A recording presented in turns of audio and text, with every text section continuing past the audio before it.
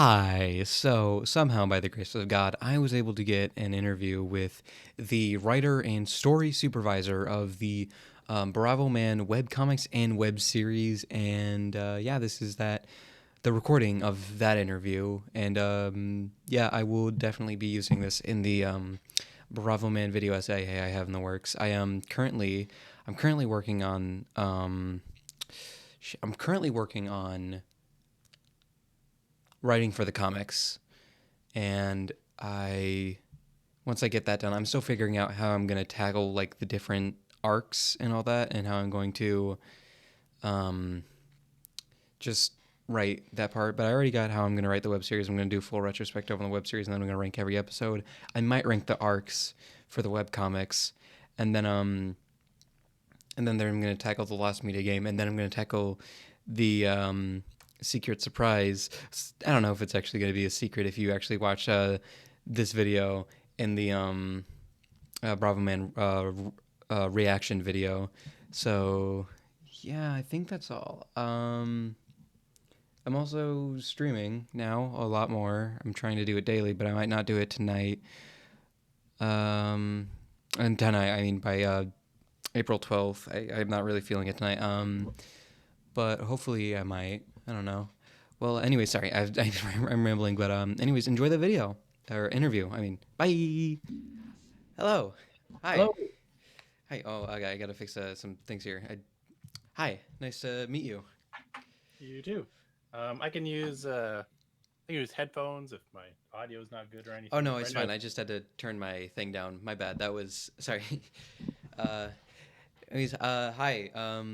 It's all right if I record this, right? I wanted to use this for the I wanted to record this interview and upload it to my YouTube channel and put it in the retrospective for the Bravo Man series. Is that all right? yep, cool. All Yep. right, cool.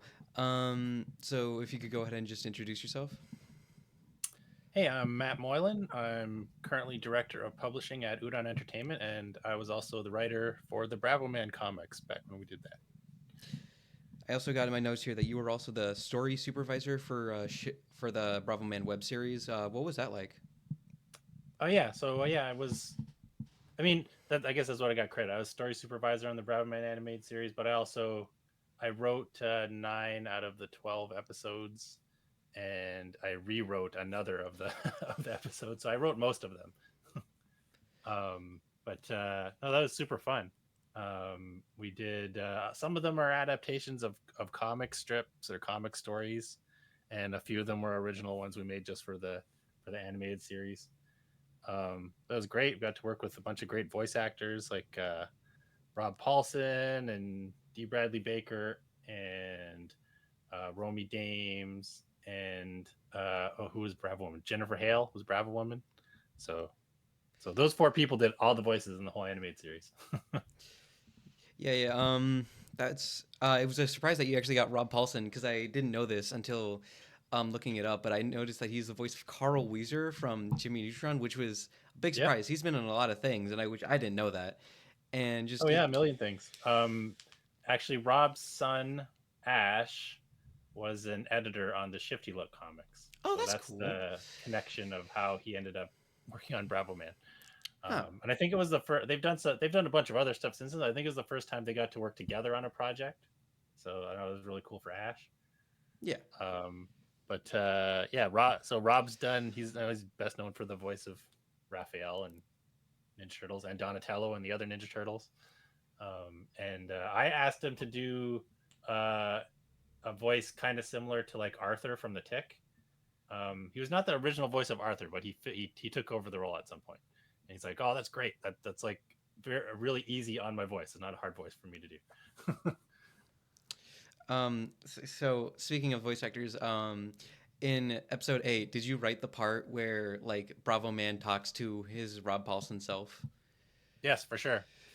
That's probably like one of my favorite moments from the series because I'm honestly that's why I like the series so much. I love the meta humor because meta humor is probably my favorite type of humor to in like shows and all that. Yeah, it can be a crutch sometimes. Or like, I'll just make up something wacky because I can do anything. This meta humor filled show, but so got to be careful not to lean on it as your only thing. Yeah. Um, That was my thing writing the comic too. Was always like, okay, I hope let's try to make a bunch of things funny. So make it look funny, make some physical comedy happen, make a clever joke, and if somebody misses something, they'll think something else was funny. Yeah. And it was one of my questions I've written down here. It was when you were assigned to like the Bravoman project in general, were you able to like talk to anyone who was there for the creation of the original game or no? No, I don't think so. Really, um, no, we just did a lot of research. Uh, yeah, I don't think we ever really talked to anybody who was involved with the original game. We talked with like people who worked at Namco at the time, but yeah, Bravoman was just one game. Like at that time, it was like more than 20 years old, Hmm. and just that one game, that one time. But we researched the game, and it was a simple game. Like it's not like even if Mega Man had only been one game, it wouldn't have had all this lore and stuff. It would just be a simple one game and with not very much background. So it just had one game on Turbo Graphics, and we just kind of worked around that. Um, they did want us though to like don't just take the game and make a comic, come up with a new spin on it. So that's what we came up with, like the meta humor comedy stuff. It was already kind of a silly game, but not maybe not necessarily in that direction. Yeah. Um, what was the actually? I have a question. What was the like? So in the games, like Alpha is a lot slimmer. How did he go from slim to um? I actually okay, never mind. That's a bad. Well, no, it's. I mean, it depends. There's artwork of him, and Hold up. there's like Let me this see if I can in-game grab my. sprites of him. Let me see if I can grab Um, the book. I have the volume one. The only book ever released. Sadly, I was. It's one of the saddest things about reading this volume is that in the last comics, the last panels have like the editor notes that say "See you in volume 2," and then we never got oh volume yeah. I 2. mean, actually, Bravo Man sold just fine. The other Shifty Look books didn't sell as well. Really? Um, What about? I thought Wonder Momo was the only one that got another volume. it did fine, and there we also did a Katamari volume, Oh, but really? that was the complete series. Yeah, but the Katamari had the complete series because it didn't last as long. Uh, Um, Alpha Man, I guess that's how you interpret him. He could be really tall and big, um, but I mean, Bravo Man's definitely supposed to be skinny. So oh I think yeah. it's just what we decided to go with. One of the comparisons my friend made to the salary man was the guy from Atlantis because of like the Okay. two little hair follicles. I thought that was funny because like the glasses and the hair follicles match up. And what was your favorite part about working for Shifty Look and on the Bravo Man project in general? It was cool to just, we had pretty much total freedom to come out to reinvent these IPs because they were all dead IPs pretty much. I mean, occasionally we worked on something that might have lasted a little longer or just not be known in North America. Um, but for the most part, they were like, "We're not doing anything with these. Just come up with whatever you think will work." I got hired because I had done. I mean, it was like they're hiring Udon, but when they hired Udon, they're like, "Matt, can you do Bravo Man because you actually did web comics already?" Because I had my own web comic Little Formers for several years, which is like mostly making fun of Transformers and other '80s properties. Um, so that's how they like specifically asked me like, "Do you want to write this one?" I don't know. It worked out pretty good. We're one of the four launch strips, and we were the only one of them those four strips that was still there at the end of Shifty Look. Yeah, that Um, Shifty Look was they quickly promoted us too from two a week to three a week, like like two two strips. comics to three comics a week. Yeah, from three comic strips to three comic strips.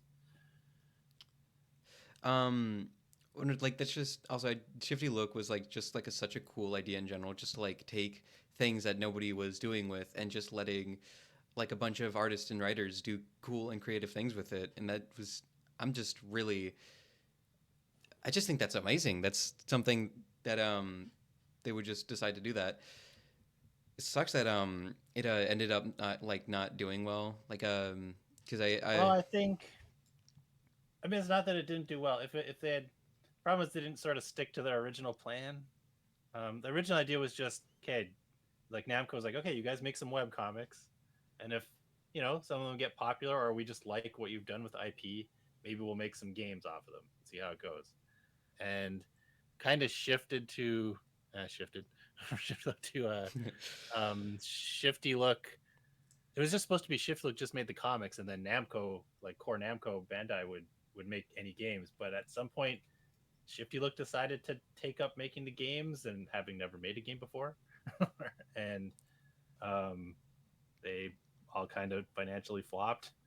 It was the first like it's tough to say like if it's is this failing or not. Like, oh, we have all these views, but once you do a game and you're trying to sell it, you actually oh, we didn't make the money back of the game, so it was a flop. It was very clear at that point. But yeah, I think they should have probably let Namco handle the actual game parts. Yeah, probably. So, sorry, I'm trying. I lost my. I'm losing my train of thought of a Oh, no while. worries. So, third question I have here is, what was it like when you got the news that the series was coming to an end, like the Shifty Look or and all of that? It's pretty sad, I guess, that we put all this effort into this and it was ending. But I mean, projects end all the time. Um, we're lucky that we did 300 strips for Bravoman. So we got to do like, we didn't get like cut off in the middle of anything, and we got enough warranty to like you have like still have like 24 comics that you can end the comic with. So we did a big ending story. Like, I think it was, we put a countdown at the end, countdown Yeah. to the death of Bravoman, and it really was the death of Bravoman. Yeah. um. When, I did one extra strip actually later oh, for really? fun. Yeah, I did a 301, and it's something that was called like Life Without Bravoman, and it's just Alpha sitting on the couch looking around, and the last strip just says, "Nope, I don't like it." That's really cool. I think I forgot what I was gonna. Oh, the final strip, the number 300, just like seeing all the characters like over like in all their general areas and just like reading like the final note. That was a really heartfelt and wonderful ending. And that really got to me because when I was reading that, that was actually like the last piece of Bravo Man media that was on my list. Like I've already watched all the web series. I've already I played the game. Well, I didn't play the game. I had to watch a long play because the game's actually really hard. But when I finally got to the end of the comic, that was like a really big moment for me because that was the last piece of Bravo Man media I was ever going to consume. Yeah, I like, we tried to, you know, show that all the characters were, in a good place at the end. Um, but yeah, I mean, who knows, maybe we'll get to do some more sometime. I mean, we're become we're becoming old enough for people to be nostalgic about us now. Yeah, it's It's been about, let me think, it's been like since we started. So wait, 11 years since the 25th anniversary. Maybe like 13 years. Trying to remember what year we started in. I think it was 2012. Yeah, so 12. Yeah, about 12 years. 12, Dang. 13 years. Yeah, it's been a while. Anyways, for number, do you have any funny memories from working on the web series or web comic? Oh, sure, lots. I mean, let's see. Oh, I remember. So I remember working on the web series. One of my favorite moments is there's a joke about it's in the same episode you mentioned, the Have you where met a they talk to Mayhem? the voice actors. Yeah, when Bravoman says to fire all the musicians, and he says like even the and oh, Rob says like, oh, even the theremin player, and one of the audio guys laughed at that joke like out loud. I'm like, that's awesome. It's your job to not make any noise, and you could help but laugh at that. So that's good. I mean, that Like just one of the demonstrates. audio one of the real audio guys in the recording. I mean, that just demonstrates how good of a joke it was. Yeah. Speaking of voice actors, you already mentioned how you got Rob Paulson because his nephew or son His was son, yeah, his son Ash the worked at editor. Shifty Look. How did you get the other voice actors? Was it just like a basic casting call, or did you have to like contact them or their agents? I wasn't involved in hiring them, but I think the editors might have. I wonder if they talked to Rob or Rob's agent and was like, who else, is on your list, and we can get you out at once, and it can be organized really easily because you're maybe all the same order. I'm not sure. I'm just guessing, Yeah. something like that. Um, let's see. I don't know how they chose them. They're just like here, because I know Ash. I had met Rob before, so I'm like, yeah, Rob would be perfect. And then I do actually. I remember they showed me a sample for Romy because she wasn't as well known at the time. But and it's like, yeah, she seems pretty good. And D. Bradley Baker, they're just like, he does everything. He's like animal sound effects, all kinds of stuff, so he can use it for all kinds of things. So it seemed great. And then it was for the because we did them in 2 sets. We did 2 sets of 6 episodes. So for the second set, they brought in Jennifer Hale, who was to be Bravo Bravo Woman. Woman. Yeah, she was big then for being Femme Shep in what is it? What's the game with Shepard? I Mass forget. Effect. Mass Effect. Yeah, yeah. That's crazy. I haven't like done a lot of research into the voice actors, but it's like crazy finding out like people who work on like these massive projects also took time to make my favorite series ever. Well, D. Bradley Baker, they're always like, he's the voice of Perry the Platypus. Like, He's the voice of Perry the. that's just that's just like a gurgle. True, true, but still. But that's what they kept saying. Oh, the voice of Perry the Platypus. Like, well, I'm sure that's not what he wants to be known for in his sound. Uh, Anything in the web series that you hear that's like a T Rex or whatever in the Bravoman series, that's all D. Bradley Baker. and Oh, you know what is another fun part during the recording sessions? They do at the end we do what we call wallas, which is you take the character like you say, hey, Rob, we're gonna do wallas for Bravo Man, and that just means make a whole bunch of sounds in case we might need to fill them in later. So you can make a bunch of you're getting punched sound. And he's like, wah, wah. This is a whole bunch of that that's actually really interesting. for every character. Yeah. So later on they'll be like, oh, we Bravo Man gets hit here, but we didn't specifically record a sound effect for that. So let's just throw one of these in. That's a really like a nice like thinking ahead kind of thing. Yeah. What was it? I keep like getting so enamored by your answers because this is like really interesting learning about this industry that I keep forgetting like other questions that I came up with. But right now I still have like 32 questions written down. Yeah, sure. Who's your favorite character? Like just in general. I really like Anti Bravo Man. He tries so hard. Same. I mean, there's probably like there has to be a reason he was like the fan favorite, but he's just yeah. I don't know why, but like when I wrote that question down, he's probably gonna say anti Bravo man. Yeah. Originally, the concept was just that he sees himself as Bravo Man's nemesis, and Bravo Man just kind of likes him and thinks he's cool, thinks he's nice. Like, oh yeah, cool man, whatever. And it super frustrates him. But then it just became that he's like always kind of the the butt of the joke all the time. But it worked out good. We did that when we did this. I think the solution for fighting the The big Zulu. monster on planet Alpha was like everybody beat up Bravo Man. Like, That was a really because that was also really creative, bringing back like the crossover thing, like with the anti-particles. yeah. When you were writing for the both series, what did you did? What? Sorry, I stumble on my words sometimes. When you were writing for both series, what did you mainly take inspiration from, if and from anywhere? Oh, it's all the stuff that I was into as a kid. I really liked the uh, Archie Ninja Turtles comics. They were kind of silly like the the cartoon show, but not maybe not quite as silly. But there's definitely some like I don't know. There's a few jokes that are like this is totally an Archie Ninja Turtles joke, or like Ren and Stimpy comics, stuff like that. Or I really like Mad Magazine and Cracked Magazine when I was a kid. I didn't ask how old are you? I'm wondering how if you know all these things I'm talking about. I'm 18.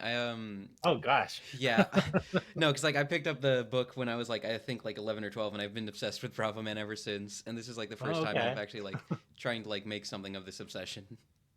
So do you know what these things are? Mad Magazine and Cracked Magazine. I mean, They're like I do know Mad Magazine. I think yeah, I think okay, they're but just two brands of the same kind of idea. But yeah, just like parody comics and wacky joke comics and stuff. Yeah. Now, here's a question I actually really interested in. Um, was there any reason Brave Man didn't appear in the Bravoman web series except for the anti-Bravoman little cameo when he's like doing the figures? We just didn't get to it. We just hadn't gotten to it yet. It was, it would be an idea for the future. I know the voice actor, one of the editors pitched was, I'm gonna miss his name. Uh, was Joe from Family Guy. Um, I had his name because like I was doing like a really bad impression of him in a stream last night. I don't Uh, know. I just know him as Putty from Seinfeld, or Brock from Venture Brothers. But I know everything he's done. Can't remember his name. But that was the idea of who would voice a Brave Man. I can't imagine that like Kronk from the Emperor's New Groove voicing Brave Yeah, yeah. Man. Well, the Brave Man, the idea is just like he's not phased at all by he's like by anything. He doesn't have any powers, but he just gets under Bravoman's skin all the time with no effort. He's just like such a He's like a the funnily opposite cute. of anti Bravo Man. Oh, so he's like he doesn't want to be the rival. He just but he does what anti Bravo Man wants to do. Yeah, kind of. Yeah, he's the guy that Bravo Man hates. So I guess he is what anti Bravo Man wishes that he was. I have the okay. So in my notes, I have this really silly next question that my friend made me write down. So in the intro, there's like a generic burglar reaching for a diamond, and they wanted to know the name of that generic burglar. Oh gosh, it doesn't have. So that's just put in by the animators. Yeah, um, I have to come up with a name for him. Uh, just call him like Burgle Bro or something. Burgle Bro. Yeah, All right. Wait, did you say Burgle Bro or Burgle yeah, Bro? Burgle Bro. All right, Burgle Bro. That's canon now. It's from the writer. It's from the writer himself. Anyways, in the web series, what was your favorite episode to write for? Well, yeah, I did really like the one that you just mentioned. I also really liked. Didn't turn out quite like I wanted. The last episode of the first half. It's like episode 6. It's called Laser Mummies from Beyond the Moon, I think. The one that's like kind of like just a skit show with like a bunch of random different things happening.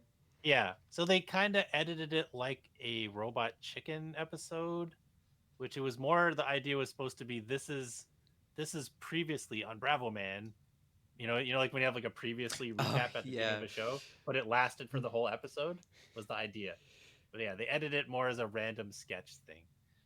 So that's okay. It worked out fine. But that was just fun to just write random more things. And that's the only episode where they're like, this show episode is so fast, we're coming up short. So that's why they added in the little toy thing in it. Oh, that's okay. That's another question. Do you ever know what happened to those toys? I don't know, but I'm guessing they're probably on the desk of somebody at Copernicus Animation. That would be They're the guys who did the animation, but they also 3D printed those figures. They don't have any articulation. They're just like solid. They're made out of ceramic or something. I know. I would still So kill to get my hands on that anti Bravo Man figure. Anti Bravo Man one doesn't exist. Wait, it's but like a it it's was like just a digibash. It's a fake. It's a digital recoloring of just the real Bravo Man one. no my dreams. Sorry. In the actually in the laser mummies from the planet Mars or whatever it's called. In the This laser mummies from beyond the moon. Laser Mummies from Beyond the Moon. In the segment where it's like a mystery and it's like a lineup of suspects, Bravo Woman is in that lineup of suspects, even though she gets introduced into the next episode. Was there any reason that was made that happened, or was it just a Well, mistake? she was in the comic. It was so that's the last episode of the first season. So there was like a long break where we didn't, before we made the other 6 episodes. So they just wanted to throw her in there as like a cameo thing. Hmm. Like the But with yeah, the editor guy, I think Rob Pareda. I think yeah, he's in the lineup too. he's also in the Christmas episode getting captured by a Gagla ship. I think. Yeah. Along. Okay, hold up. Sorry, I got lost in the questions. Along with the last question, what was your favorite arc to write in the webcomics? My favorite one was the reverse universe one. Yeah, that one was so cool.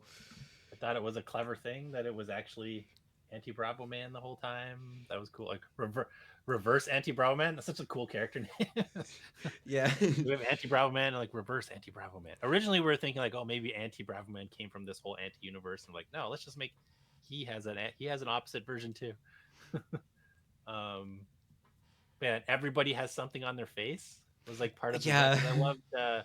There's a comic series from the '90s, X-Men: Age of Apocalypse, and it was just like this, like a dark alternate universe X-Men, but in that almost every character has a face tattoo. In that, like Wolverine has little lines on his face, and I think Storm has like a lightning bolt tattoo on her face. So I'm like, I'll put something on everybody's face. I want something on every character's face. Like one of my favorite things about that gag is that like Brave Man just can't see. He has like both of his eyes blinded. Yeah, yeah, yeah. That's always a joke we had about in Street Fighter. Like, what if Sagat was in another fight and he lost his other eye too, and they had two eye patches? Oh, that reminds me of this one. Oh, that reminds me of like this guy I watch, and he has like an OC where it's like he's just like a cat with an eye patch, and he made like, "Hey, it's me from the future," and he had two eye patches. That's pretty good. And anyways, where did the obsession with net launchers originate, other than them just being really cool, or was that just like a thing from your like? It's like a lot of things. It just builds slowly. Like you just say it once, and like, okay, let's reference this again. Oh, let's just keep saying this. It's like every toy. That's the thing that every toy came with in like maybe the '90s or sometimes the '80s, where they didn't want to give them a gun. Like, let's give them something less serious. Give them a net launcher. But yeah, a lot of those jokes just build over time. Like Negapigeon is just in the first comic he appears in. I just wrote, so it's Anti Bravo Man monologuing, and then at the end I just wrote, then just show that it's a nice bright day, and there's like a bird there tweeting next to him. But instead of, and I pictured like like a happy bluebird or something, and Dax just drew a pigeon. Like, okay, so the next time that he appeared, I don't remember what it was exactly, but the next time Anti Reverman appeared, Dax drew the pigeon again. Just put it in there. So like, okay, I guess let's make this like his sidekick kind of thing, and he became Nega Pigeon. Like Nega Pigeon is honestly like one of my favorite like evolvements from an idea at like possible, because I just think it's a really funny, interesting idea that just like this random bird just go follow around and he just makes it his like evil sidekick. Also, I think Yeah, like he the little doesn't do anything. Has he ever actually? Don't think he ever actually ever did anything. He just stands there. yeah, I do like the little like the goggles and scarf you gave him. I Yeah. thought that was like really cute. Or like in the animated series, how it doesn't. Anti Bravo Man is so mad that Wyatt called him a duck. Like, that is not a duck. That is a pigeon. Like, okay, he's so mad about that. Sorry, clear my throat. This is actually another fun question. Which origin story for Bravo Woman is canon, the web series or the web comic? Because in the web comic, it's like the editor saying, "Oh, we need a girl Bravo Man," but in the series, it's like she has to go through all these stuff to like get her helmet from her dad, a secret cape from like a Mayan or something. Yeah, the canon is that we want a girl Bravo Man, more characters. I don't even remember because we did the episode. I don't even remember what we did in the comic. It's all mixed up. And after we started doing the animated series, then I just hear like Rob's voice in my head when I write it now, like when I would write it. So they influenced each other for sure. But yeah, the truth is like, let's get some more girl characters.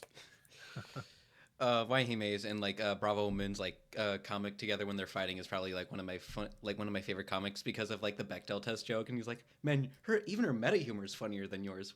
It's not. uh, I've heard that the Bechdel test lady, whatever her name, I think that's her last name is Bechdel, is like, this test has been misinterpreted over the years, and it's kind of silly now. But it was like a point of discussion at the time. if you could do anything to change the series, like anywhere, the comics or the web series, what do you think you would change? I do something different. I don't know. This is a tough question. I would have liked to do more with Bravo Woman because she's like her and Theta are like characters that me and Dax totally created. So it'd Yeah, be nice to do more with her. Yeah, that was like the and then like the one arc where she's like fighting against the Atlantean Queen. That was like one of my favorite arcs because he was like looking into a character that you didn't get to see a lot. Yeah, we didn't really get to. We didn't. I don't think we really did anything about Theta. Just like just a girl alpha. Just you've got your own alien sidekick. But I think the idea was partly that she was. Um, Gosh, what was the big alien monster's name? Zulu? Is that what they Zulu, named him? Yeah. Zulu. The idea was that she was like part of the same. They have like a common heritage. Those two races, like the giant octopuses and Theta, because they're both So you see, they're both like purple octopusy things. Um, so the idea was they would have some connection at some point. She had to have some connection. I think we called them like warlords or something. The Zulu guys. So they would have some. There'd be some connection between those aliens at some Oh, point. yeah. I was gonna look at like the comic with like all the charts and all the characters, but then I realized that's not in the book, so I had to open the file, and I can't do that right now. I don't remember too if we gave the name to the other mini octopus, but they were gonna be called Z and Z because like in in in Canada it's the letter Z, and in USA it's the letter Z. So because if you remember at the end of the so they have the little pet baby Zulu, right? Yeah. Z, and then at the end of the reverse universe, they end up with the second one That's from the other universe. so they have two. Yeah. Um, do you still talk or work with Dax Gordon at all? Yeah, I talk. He just did a piece for the next Street Fighter swimsuit special, like a big piece of a whole bunch of Capcom characters, and he just did a comic strip for one of the Street Fighter comics, and he does his own web comic now that he's been doing for a while. It's quite good, called Forest Folk, and yeah, it's awesome. It's just like it's a smart alecky fox and his best friend who's an elf with like a magic pencil that can draw things and they become real. That's interesting. I'll probably have to check that out. When I was looking at his Twitter, I noticed he would also like was just like making these like little parody comics. I think just like of like just like mini things actually. Yeah, he does all kinds of little drawings. Oh, he's also got I think it's a digital comic for Marvel for Jeff the Shark. Oh, I Um, know what that is. yeah, yeah.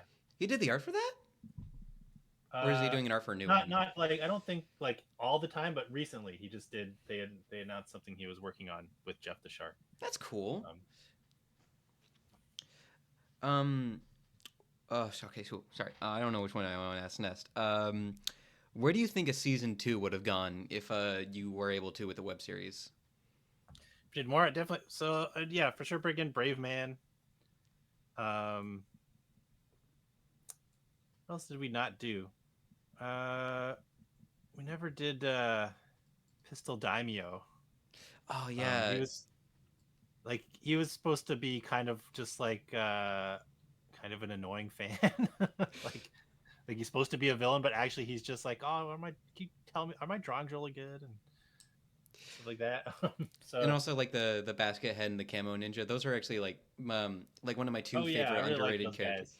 Yeah, I wish I could have just gotten to see more of like the basket head and the camo because like I really like I think they're really cool and funny. Yeah, it's our version of them. Although it is from the original game that it's like a camouflage ninja that carries around. I don't know if this was their joke, but it's a camouflage ninja carrying around two bonsai trees. Yeah, and they're And like you yeah, can't it see was. me. Yeah, yeah. So he brings his own stuff to camouflage into all the time. I don't know if that was the original idea from the game or not, but that's just how I interpreted it from what his sprite looked like. And then there's the Um, then there's the one with the basket on her head, and just because he has like a pimple. yeah, I think in the game it's actually just a big basket. Yeah, with like a little guy underneath, and once Yeah, you take off the basket, they run away off screen. yeah, yeah. Yeah, those are two fun characters. Uh, yeah, it'd be nice to bring them in. Um, Like also like Man, uh, otherwise I don't know. It would be awesome to do the reverse universe thing, but it would have to be super short and truncated. Oh, I'd guess we'd try to do something with Bravo Master.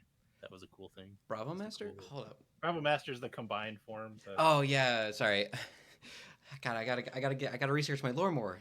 Yeah, maybe we'd make it like just do an episode that's kind of like a Power Rangers parody or something. And I was like, I would have loved to see like a part one and part two episode, or just like like a we really. did we did the Bravo Man Wonder Momo part two Oh only, yeah, part the two of part two. three, but we never did a part one or a part three. Oh really? I thought the part one was just like a Wonder Romo like exclusive, and then like part No, three no, was. no in the in the web series it's just part two. There's no part one or part three. Oh, that's funny. Thank God. Because I made a joke in the me reacting to the web series with my friend. I made a joke that if the video gets enough likes, then I'll do a Wonder Momo retrospective, which I really I don't want to do because I'm not as big a fan. But I was like, Okay, oh yeah, hey, at least there is a Wonder Momo animated series, but it wasn't. We didn't actually do a crossover or anything. yeah. So I was like, oh, at least I'll have this like little modicum of joy in the middle of that when I get to see Bravo Man. But no. I mean, Bravoman does appear in the Mappy cartoon if you haven't seen that Oh one. yeah, I know. I'm getting more onto like people who actually still are fans of Shifty Look on Twitter, and I follow this Okay. one person who's like a really big fan of Mappy, and I've been seeing a lot of more of their tweets. And I saw in a video, like a video of a clip from the show that like Bravoman was like in a car with Mappy and Dig Dug. Yeah, so in the Mappy cartoon, Bravoman is voiced by Dax, like the cartoonist. That's cool. Yeah, so we had to do that. The reason was the Bravoman production was like a union production, all union voice actors, and the Mappy production is all non-union voice actors. And um, I mean, it's they're not a lot of them not voice actors. They're like I think Scott Kurtz, like the cartoonist, was Mappy himself. Um, so you can't a union voice actor can't be part of a non-union production, right? So like they can, but then they're not allowed to like work for like 6 months on any more union productions or something like that. So we couldn't. So Rob couldn't like not work for 6 months to be in this little side cartoon. So Dax just did the voice himself for that one. I'll have to check that out definitely. I actually also been meaning just to check it out, regardless of because I Mappy is like from what I've seen, it's pretty funny actually. Yeah, it's a totally different kind of comedy. It's more, I don't know, like absurdist, I guess, kind of. I don't know. I think this is an interesting question. How many seasons do you think you could have gone for like total? Like if the money never ran out, if the thing never, if Shifty Look never shut down, how long do you think you could have kept that going for? Like the cartoon, the Uh, animated series, or the yeah, and comic. the web comics too. Oh, I could have written the comic forever, man. I could still be writing it today. Um, for sure. I wouldn't have stopped writing it if I didn't have to. But hey, but one thing is I can tell you is that everybody who worked on any Namco Shifty Look comic got paid very well for writing comics. So they paid people pretty good. That's awesome. So good for everybody that worked on it, on anything there. This is more like a technical question. What was production like in general for both like the web comic and web series? Like, how did things go on for your end of the production aspect? On the comic, I'd like write like 5 or 6 at a time and then send them to Dax. And Dax would do at the beginning. Dax was doing full color art, but then Uh, Josh Perez came in. yeah, so yeah, Dax. I forget how many Dax did, maybe like a dozen or 20 of the original comics, and then they moved us to 3 a week, and also wanted Dax to work on other things. Like he eventually worked on the game and he worked on the animated series and stuff. So yeah, we brought Josh Present to do the colors. So it would go, I'd write, and then Dax would draw the line art, and Josh would color it, and then it'd come back to me, and I'd do the lettering, um, because I like to change some of the jokes at the last second. So I just do the lettering myself.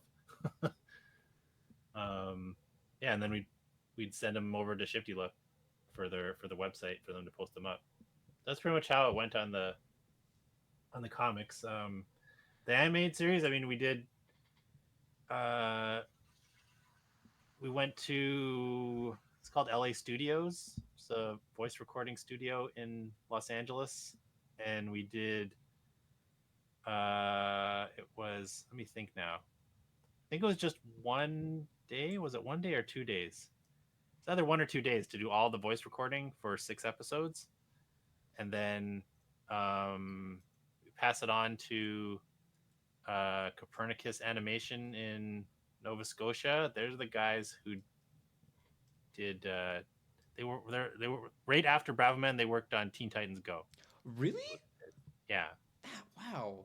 Um, so I think anybody who went to their studio had to sign a bunch of NDAs because they were gonna not be able to hide that from them. So they had to sign all these forms that they would not say anything about this. But yeah, so we'd send it over to them, and um, basically, I think Ash was kind of like a showrunner. He's like a project manager for the show. So Ash would oversee them doing it, and they sent a few times. They sent like, here's some progress episodes to me and Dax, and like Dax did the character designs for the animated series too, because they need to be you need a little more information than just looking at the comic. You need actual Yeah, like because I was about to ask, because like in the opening they credit him as a character designer. I was wondering if that was just because like he did like originally design the characters, and that's how. Sorry, I talk fast. In the credits for the opening, they credit him as character designer, and I was Yeah, he wondering. actually did like some turnarounds and stuff. So like, here's the front and back and side because it's not always going to be Yeah, and stuff in the comic. So for each character, so he did that, and then yeah, the guys at Copernicus animated it. They also had their illustrators do up all the maybe Dax did some of them. I don't remember the title cards; those were all pretty cool, like painted title cards.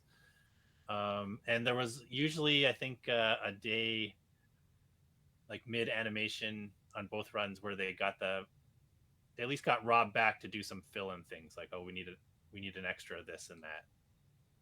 So Rob did come back and do some extra voices. Yeah, and I don't know the full process of the animation, but they worked with like the music guys. Randy Rogel wrote the theme music, so he's known for. Have you ever seen the Animaniacs uh, "Countries of the World," Yakko's World song? he wrote that. Yeah, so Randy Rogel wrote that. I mean, and Rob Paulson sings it. Yeah, I know, and he also But, sings because he's also the voice of Yakko, I think. yeah, That's so Randy Rogel wrote.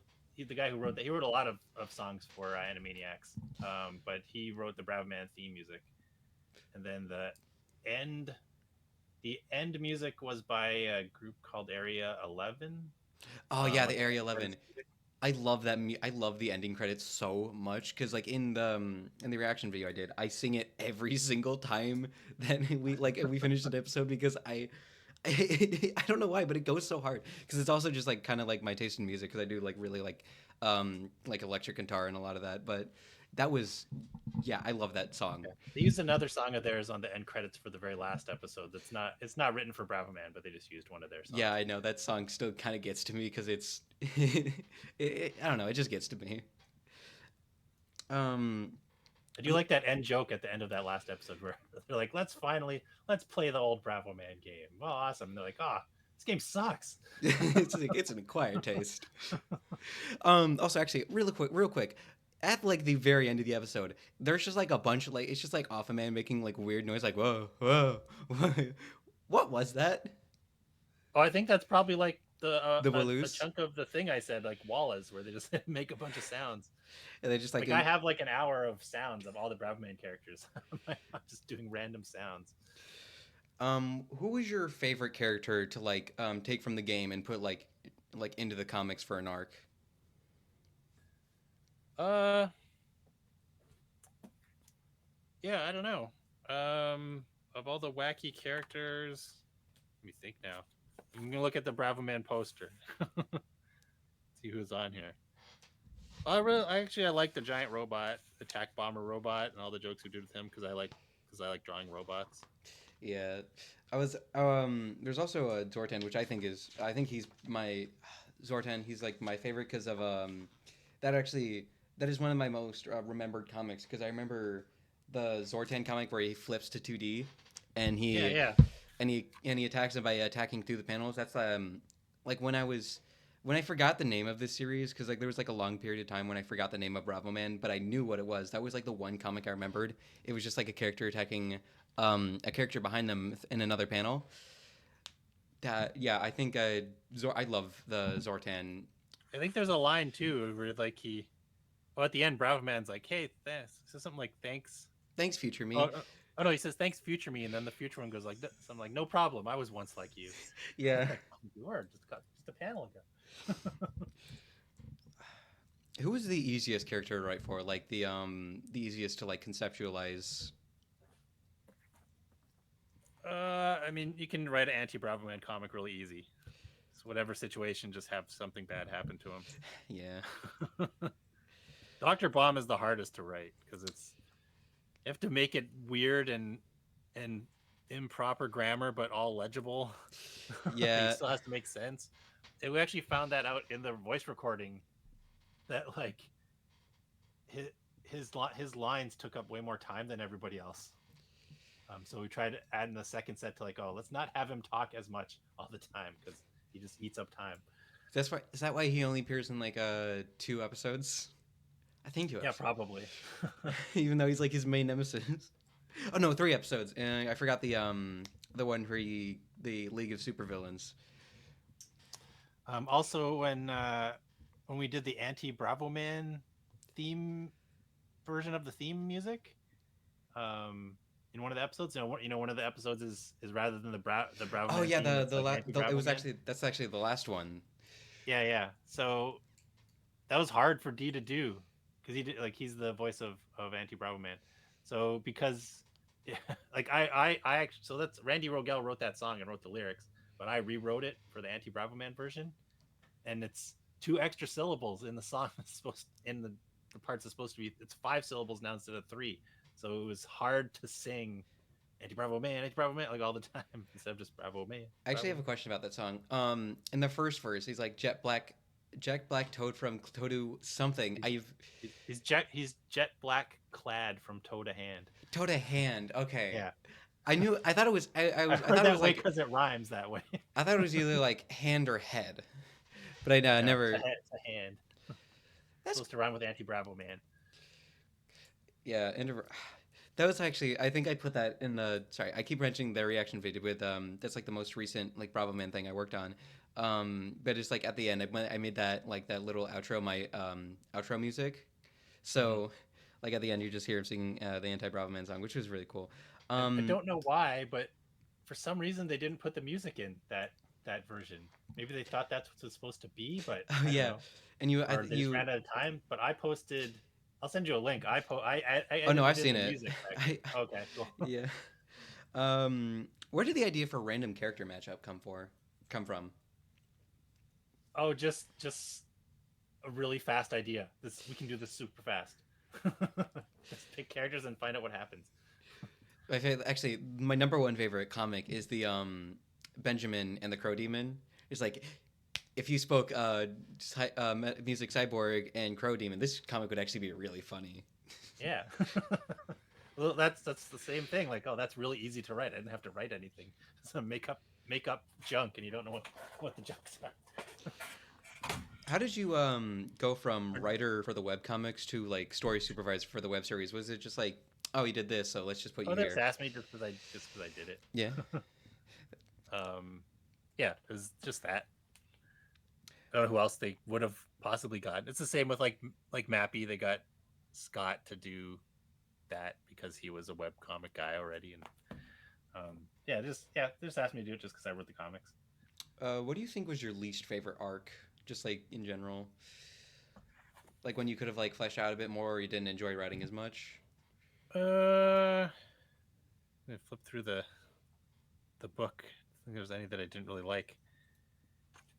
I don't know if the original Pistol Daimyo one was great or not. It's supposed it, it was it was too fast. It's supposed to be it's supposed to be Bravman. I guess I kind of cheaped out. Maybe I didn't think it wasn't going well because it's supposed to be he goes through the whole tower and And deals he with a bunch of problems, and I just had him like like the key whatever. from the I just top. grab the key and get out of here. So that's kind of a cheap way to get out of that to having to do all the interiors. At I probably least, thought it would be a pain for Dax to have to draw all that stuff too.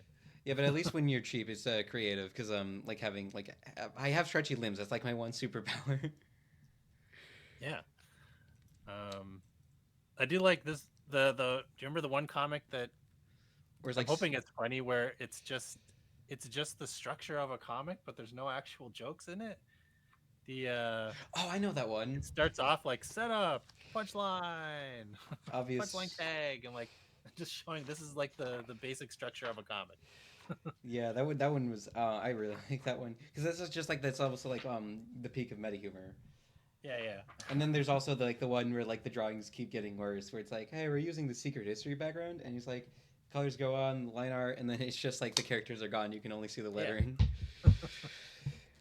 Out of the I was kind of inspired by. I don't think it was the joke, but there's an Adam Warren Gen 13 comic where I think the universe is getting like destroyed. It's the Magical Girl Roxy miniseries. And yeah, there's some like big universe destroying effect, and like it's not a joke, but like the visually just all the colors drop out, and then the inks drop out, and kind of thing. But some inspiration was from that for sure. uh, we're running out of questions. Oh no. What's a character you would have loved like to develop more? Probably Bravoman, right? I think you Yeah, mentioned. Bravo Woman. Um, I don't know who else. I wanted to. Oh, I wanted to. I would have liked to develop Brave Man. Like I had a plan for Brave Man's whole team. Oh yeah, because you Um, noticed them in like the character sheet that he actually like has a whole team. yeah, they're all actors. Like they're supposed to be all. None of them are supposed to have powers. They're just supposed to be people on his team. I think they're in one. I mean, the drawing from the character sheet is fake, but I think there is one comic strip that shows like a panel of his show. And has those other characters in it, but they never talked or never did anything other than that. So there was like Tonfa Girl, I think, was the Waihime girl. She had like tonfas instead of swords, and Those are called uh, tonfas. I think so. I'm trying to remember. I think it was. It's on my. It's on the. Oh, do you have the Bravo Man character relationship chart? I don't actually. I don't have that. I can open it right now. I have to go get the. I can get the file because I have the all of the Bravoman webcomics from a web I've archive. got it here. Oh, she was Tomfa Empress. That's what it was. Tonfa Empress. And then oh yeah, then the fake Alpha was named Alfred, and he's got his eye slash mouth thing is sideways. Oh, that's. There's no real answer to whether that's an eye or mouth, is there? No, it's definitely at least one of those things. That's a joke from the comics. Yeah. Um, I don't know. Did I? Did I? Oh, I know we did want to. Alpha's dad. We wanted it's passed around that we would try to get George Takei to play him with Sulu on Star Trek because that's what Alpha's voice is a parody of George Takei. Because Is George Takei the guy, the Spock, or the one, or the? he's Sulu. It's like oh my. He's the helmsman who's famous for the episode where he has a sword, but the Japanese helmsman from the original Star Trek. Hmm. So Rob Paulson has this story he tells like, at all cons about meeting George Takei in like a audition room and him being kind of a jerk. So so he does his voice during the story, and I just told him like just do that voice that you do for George Takei for Alpha. Um, out of the jokes that you remember writing, what do you think was your favorite? Just like a comic or a web series, just like a little joke. Uh, I mean, I do really like the firing the music people Yeah, in the animated series. and like the having like the end credits sung by Bravo Man. Yeah, yeah, that was good. Yeah, that's, um, I mean, I'm sure I'll find it'll be a different one every day if I flip through different stuff. Yeah. Um, I do still like the very early one where he turns into a submarine and just goes, "Oh, my organs." And That was our pitch comic. It's like it's actually comic number 4 or 5, something like that. But that was our sample when they're like, "Do you guys think you could do this?" And said, "Sure." Well, so we did that one comic. I remember reading the like the editor's notes. It said that like Dax like really did not like drawing that submarine form, so that's why you didn't use it as much, except for like the later arc where Alpha Man does that flashback. Yeah, I think he made up a new submarine mode Yeah. because it was kind of lame, which is a thing from the game. he turns into a submarine for some reason. I don't know why. Yeah, that I never got that because I don't think. I mean, I don't think you really understand anything from the Bravoman games except for the fact that you have to kill Dr. Bomb. Yeah. Oh, I think also Dr. Bomb is also an android. I didn't remember. I He, didn't oh yeah, he is catch because that he's like early on. his head flies off in the final boss fight, and he shoots There's lasers. let me see. Oh, it's not in this one. I have the Bravo Man. It's like a Namco video game arranged soundtrack with a bunch of Bravo Man video game stuff. So, and it has in this, I think it has a internal schematic of Dr. Bomb. That's so Or cool. Ah, is it in here? Oh yeah, here it is. Nope, that's not it. I know it's in here somewhere. Oh, there it is. Yeah, so he's like half cut away. He's got like he's got organs and stuff, but he's got also cybernetic parts everywhere. So I guess he's a cyborg. could you hold it to the camera so I could see it too? Oh sure, there we go. This here, there's like cybernetics that go up into his hair and Oh, everything. that's how he shoots the lasers. That's so cool. Yeah, I mean, maybe I don't think maybe he's not like a robot. Maybe he's just like he outfitted himself with those things because he's his like, hair's supposed to look like a atomic bomb yeah, mushroom cloud. he's like it's in the name, Dr. Bomb. So this soundtrack's awesome. It has the Bravo Man video game soundtrack, but sung with like vocals. Really? Yeah, it's like Bravo Man. That's It's like it sounds so like it's from like a tokusatsu show. that's so cool. You used to be able to find it on YouTube, probably on there somewhere. I've been looking for like around for like any Bravo Man merch I can get my hands on. I found this one like Waihime figurine, and I think I got it off eBay. I got it for like $20. I've got that. She's on a little stand, right? Yeah. Yeah, there's that. That was part of like a set of Namco Girls figures. There's a semi-official Bravo Man. I don't know what you call them. Little slug figures. They're like Kinaku Man. Are you So talking like about like the little rubber figurine? yeah, yeah. Yeah, no, Those little so because I think so there's there's like been a website still selling those. yeah they're made for you're only supposed to sell them at like Japanese at conventions. Oh, Um, but there's those. There was I mean I've got here's the American Bravo Man game. Woo! wow. I also, With Brave Man on the cover. oh my god, it's when I was doing some research, I actually noticed that there were actually Bravo Man T-shirts made, like a little trans. I think it was like a. I don't know if it's is it like meant to be like a Transformers parody because like there's a Bravo Man and anti Bravo Man one.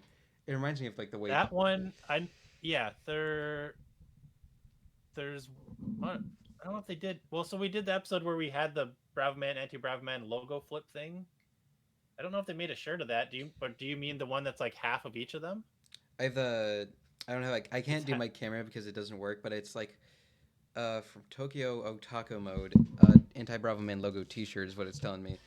okay. Maybe they did one for the Transformery logo. Yeah, There's also one that's like half. It's painted half Bravo Man and half anti Bravo Man, like and a like. Oh, it's I a see. parody of Yeah, I'm seeing that right now. oh it's a parody of what's her name? Blanking on one of the greatest music acts ever. The who sang Instant Crush? um, Yeah, like that's not what I'm gonna get. Instant Crush. Daft Punk. Daft Punk. Oh Yeah, it's yeah, a parody okay. of a Daft Punk album cover. Why didn't you say Around the World? I probably would have gotten. Well, that too. Yeah. Yeah. I haven't listened to a lot of the music. I only listen. I think I have this like one remix, like Around the World and something else, and it like remixed into one song. Anyways, I was Oh, Daft looking. Punk, great. Everything they did was great. Yeah, it's some fun, like a little fun fact. Whenever I look up like Bravo Man, it always thinks I'm looking up the what's Johnny his Bravo. yeah, Johnny Bravo. It's really Yeah. difficult when like looking for like unreleased merch because like anytime I look it up, I'll just like, oh hey, there's Johnny Bravo. Hi. Do you have a Um, Bravo Man hat? no.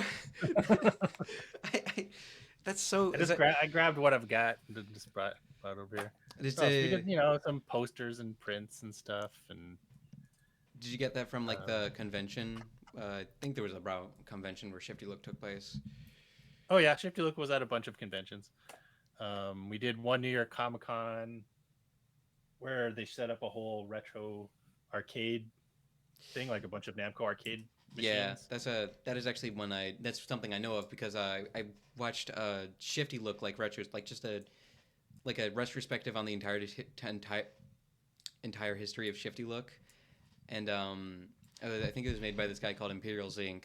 It's only got like 5,000 views, but it's actually really interesting because it like just the whole history of like Shifty Look and all the things that happened within it. Yeah, I mean, we did. Else they took over an area at San Diego Comic Con, like this hotel across the street had an outdoor arcade one time.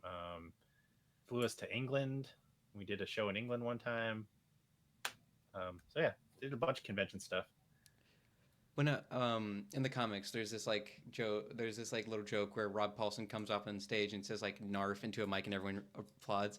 Did Rob Paulson ever do any like convention work, or is he just like strictly for the booth?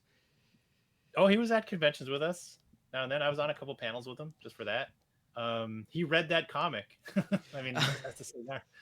We put that comic on the screen during a panel and just read it. That's cool. Okay. I'm almost out of questions. Did you do any work for Binja Bash, I don't know what that is. So the mobile game, the oh, Bravoman's Binja Binja? Bash. I Yeah, thought you said it like I thought it was like a person's name, Ben Japash. Is what I heard it as. But no, yeah, oh yeah. Well, I wrote the story for the game. Like any of the dialogue, anything that anybody says is something I wrote pretty much. the game's lost meaning now. I can't play it. What was the story basically? Oh, what? It was that Bravo Man was in a video game. It was the story, and that I remember at the beginning. I mean, I could dig up the actual scripts, but at the beginning, uh, they had a boss fight like almost right away. To Yeah, it was like, like the tutorial with Benjamin because it was like a yeah, continuation from the comics where Bravo Man got mad at you for not being able to finish the arc. yeah. So, um, I don't remember. They all had endings. I wrote endings for everybody, for every different character. It wasn't much. It wasn't a great game. It was an end. So at that time, endless runners were like the rage. I don't know if they still really make those. Yeah. Um, so like a game where the game generates the level continuously and you just keep going. But so it was an endless runner, but it was not randomly generated. It was a level. So it's a level a level that's the same every time and you can't stop. So Can't it's stop moving. a runner. Yeah, it's just a runner. At least like the endless runners are like you don't have any control, but the level keeps going forever. So and it's randomly generated. So at least that's interesting. But this is just the same level every time. Like there's different levels, but they don't change. Um, so yeah, it was just a bad attempt at making a cash grab game. I think the Wonder Mobile game was maybe a little better, and I think I heard about people that one. seem to like the Namco High dating sim game. Oh yeah, I'm planning on doing a segment for that one where I do the anti Bravo Man route because he's from Bravo Man, so I Yeah, mean that one I didn't have anything to do with any of the writing in that one. So that's I think it's the Homestuck guys made that game, right? re- So what? um So yeah, like yeah. the more I learn about this like franchise, is it's like so like Bravo Man's in the middle, and then and outside there are like all the people that worked on it, and then there's just like these massive like huge IPs, and Bravo Man's just sitting in the middle. It's Yeah, so I crazy. don't think I didn't work on it. I don't know. I don't think Dax had anything to do with it. I don't think. But so that's their interpretation looking at our comics and our cartoons and stuff. So that's their interpretation of our character of the characters that we wrote. I think this is the last question I have. I think this is also a really good finale question. Where do you think like where would they all now where they are how do I okay sorry what do you think where are they all now would look like? I misspelled it and like mixed up the words. Oh, if I was just to do like a comic of where are they all now, I'd just do like silly stuff that you see in those. Like I don't know, like Wayahime is like doing cancer research in the Amazon now, or something like that. Random stuff. uh, I'd have to come up with funny stuff. Like Brave Man's show was canceled, and now he hosts like the weather on. on this small station in Michigan, so, that kind of stuff. Man, dude, I love Bravo Man so much because it's really sadly like underrated because like I don't see a lot of people talking about it, but recently I discovered that there is like a small like eensy little fandom on Tumblr, and I've been going through a lot of fan art over there, and it's nice to see because I love this series and I love everything involved with it. It just means a lot to me personally. Oh, awesome, dude. Yeah, thank you so much for letting me interview for this. This was such an incredible and amazing and enlightening experience that I got to learn a lot too. This just thank you. No, you're welcome. Good luck like building up your online channel presence and stuff. Yeah, also Hope it does good for you. I had another question. I think this was a final question. What are any projects you're currently working on? Like any stuff you're doing right now? Right now, I mean, I'm director of publishing at Udon, so I've got a 4-issue comic series that won't be announced until April 29th. So I don't know when you're going to put this out, but it's something set in the Street Fighter universe. So I can say that for now. Otherwise, I'm managing most of the publishing projects at Udon. Um, so we do Street Fighter comics, Darkstalkers comics. Uh, we also do a lot of stuff with Mega Man. We publish English versions of Persona manga, and Persona? yeah, we've done. We do lots of Persona stuff. Oh my god, Um, I just finished like beating Persona 3 Reloaded just a week ago. oh, cool. Yeah, so we published like the game adaptation in English, so it's like 11 volumes. I just had to look on my shelf. So Persona 3, then we did Persona 4's 13 volumes, then we did the arena games. We have some I Persona gotta play 5 Persona 4 stuff. sometime because that's actually the first one I knew about because I watched a old Game Theory like a really long time ago. Oh, Um, cool. Yeah. anyways, thank you for letting me interview you once again, and yeah, thank you. It was Awesome. see, Have a good one, dude. you too. Bye.